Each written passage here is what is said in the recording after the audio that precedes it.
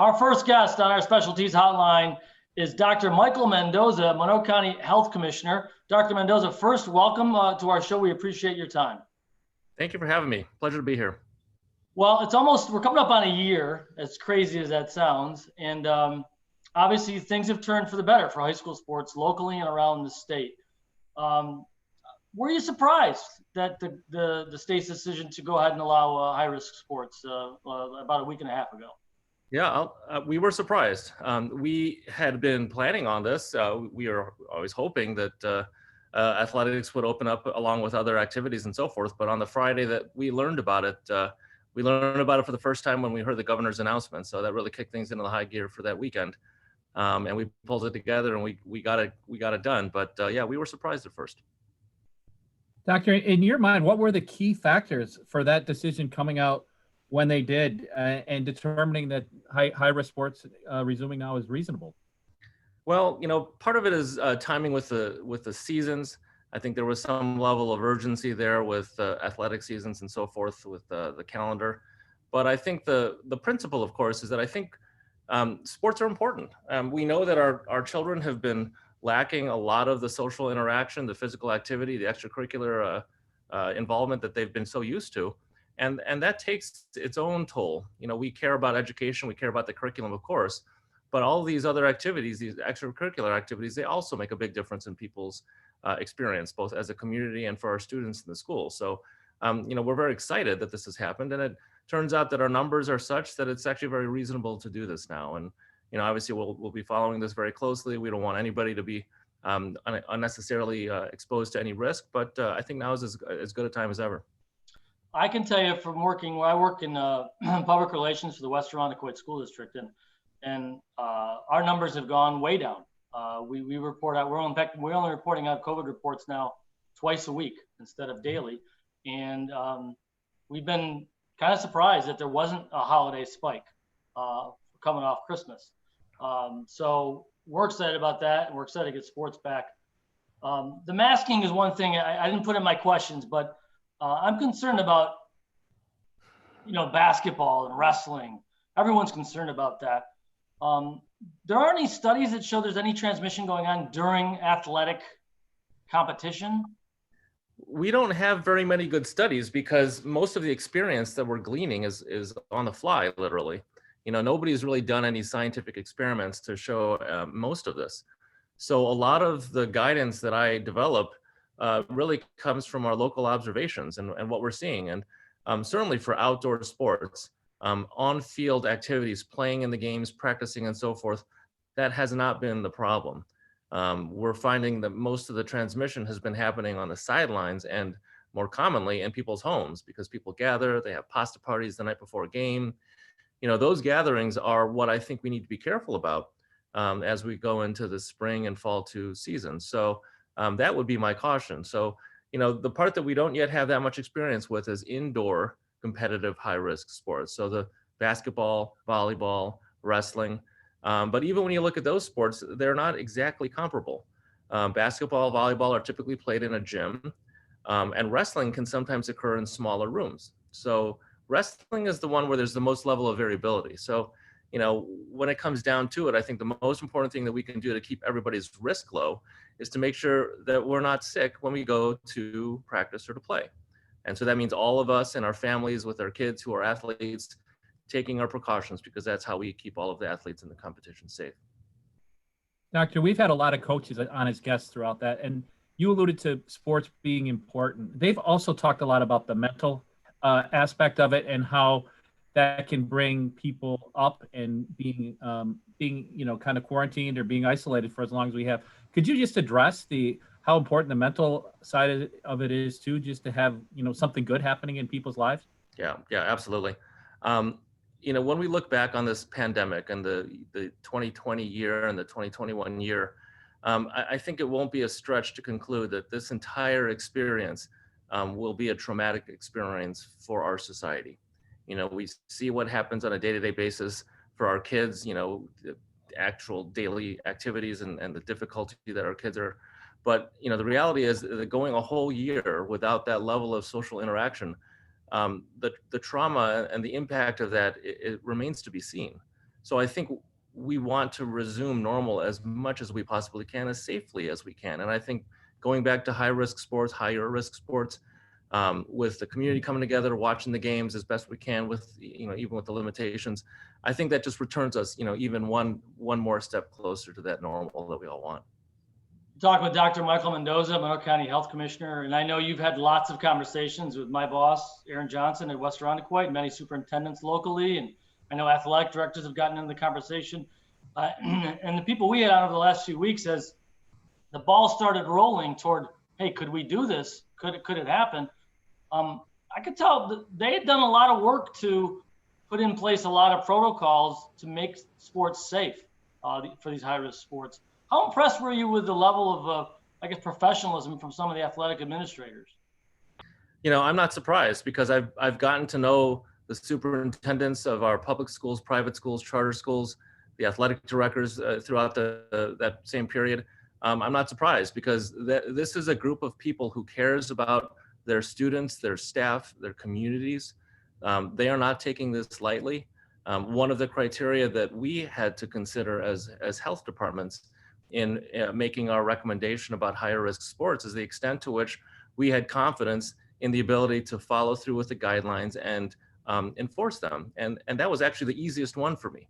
I can't tell you necessarily that the COVID variants aren't here yet. We don't have any sign of that, but I have much more confidence in our school leadership, because they've demonstrated time and again since the beginning of the school year that they take it seriously and they're following these guidelines very well. So that's not an area that I'm nervous about at all. Doctor, is there one thing that concerns you the most with the resuming, and what could, cause a turn? I think the biggest variable that still looms is the issue of these new COVID mutations, these variants that we're seeing in South Africa, Brazil, the UK. We don't have any sign that they're here in this community, but we are seeing that it is present in New York State. So that is the one area, the one thing that I think remains to be seen. But I think if we can get activities in, we can reinforce the importance of these precautions. At the end of the day, if we all take the precautions, whether the new variant is here or not, it won't spread. So that's why I feel confident that if we do this right and we do what we've been doing all along, we're past the holidays. We saw a surge in hospitalization, certainly, and deaths. But in terms of the coming months, I think we can do quite well if we continue to take all the precautions that we've been doing. I've seen so many interviews with you over the last 11 months, and if I missed one where you said that you're the father of young athletes who kids play sports, I'm sorry, but do you have kids who play sports? I do. I enjoy it. My daughter plays field hockey and my son plays soccer.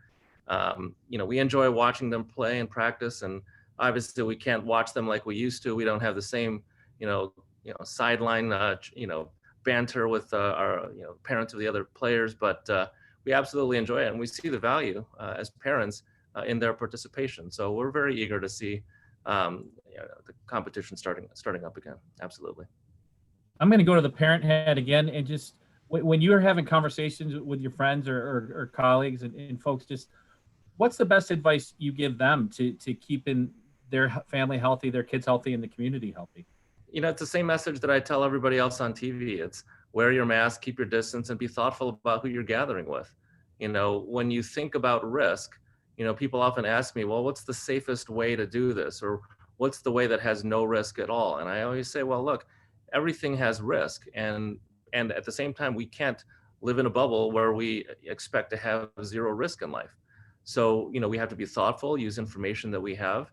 And if we're going to take risks, we have to balance that with the precautions that we're willing to take. So I tell people, it's as though you have a bank account with a certain amount of risk. And if you want to spend a certain amount of risk, engaging in a particular activity, maybe it means you scale back on the evening gatherings and keep it to one household at most. Everybody's got to do their part, but we don't want to live in a zero risk bubble. That's not life. But we have to be careful, and when it comes down to taking risks, we don't want to take any unnecessary risks, and certainly not with their children or community. So we just have to be thoughtful, but using accurate information is really the way you start. The one thing I've been impressed with is teenagers and kids younger than that, just their commitment to wearing the masks in school. because I know you said we're talking about taking risks. And yes, if you're going to play a sport where you're not wearing a mask, obviously you're taking more risk than if you didn't play that sport. But what I really like is that, and I've done enough reading and studying about this, that if I have the virus and I'm sitting across from you and you have a mask and I have a mask, and if I picked it up playing basketball or whatever, however, doesn't mean I'm going to give it to you. So right. I know that there's a transmission possibility of athletic events just like anything else, but if the kids are safe and they're doing what they're supposed to in school, the school transmission won't happen. So that's been very impressive, I think, for local schools. And I know you've said that many, many times.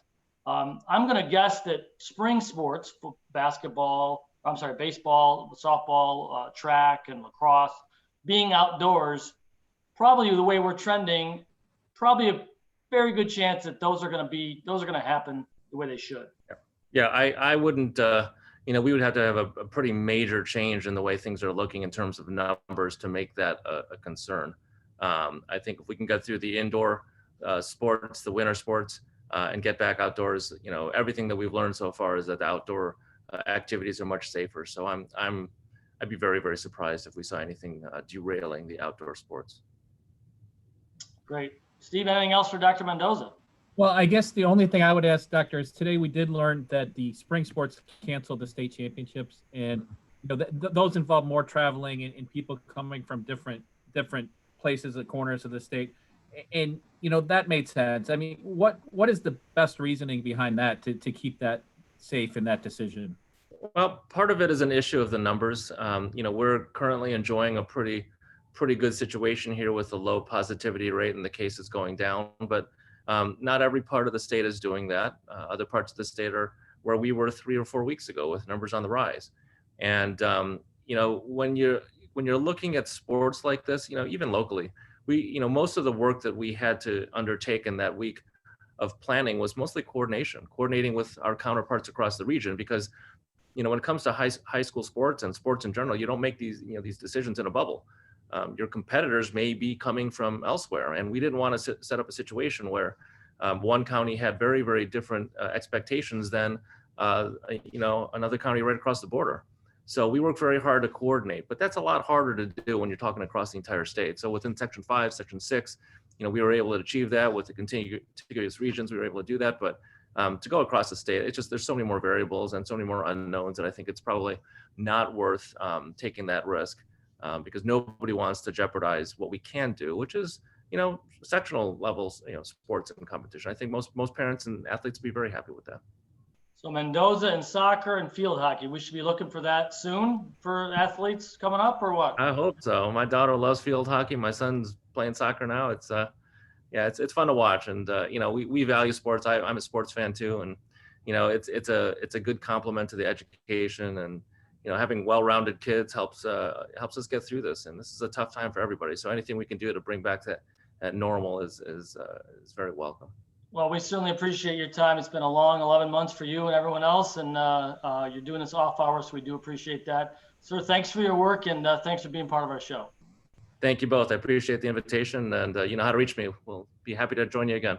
Dr. Michael Mendoza, folks, right here on the Connors and Ferris High School Sports Show, brought to you by Salvatore's Pizza. We'll take our first break, come back, talk more with you right here on Fox Sports 1280.